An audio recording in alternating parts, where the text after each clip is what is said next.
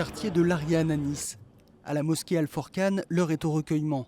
Hier après-midi, la communauté musulmane rendait hommage à deux de ses membres tués dans l'attaque, Mehdi, 13 ans, et Fatima, 44 ans.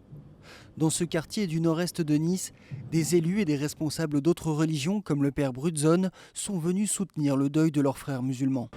Je ne cherche pas les stigmates aujourd'hui.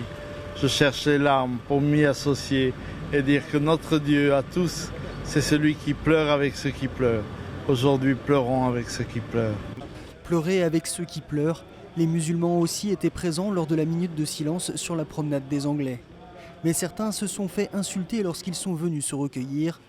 Le recteur de la mosquée appelle au dialogue entre les communautés et à une cohésion nationale. Il faut enlever ce fameux voile. Je pèse bien mon mot, j'utilise le mot voile à bon escient.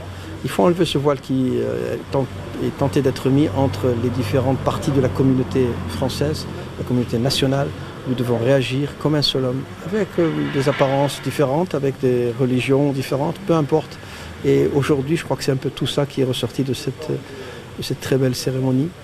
Mais certains craignent d'être stigmatisés ou encore montrés du doigt. C'est nous, les musulmans, ils font que du bien.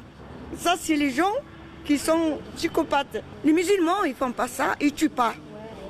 La nuit du 14 juillet, pas moins de 30 personnes de confession musulmane sont mortes dans l'attaque de ce camion sur la promenade des Anglais après le feu d'artifice.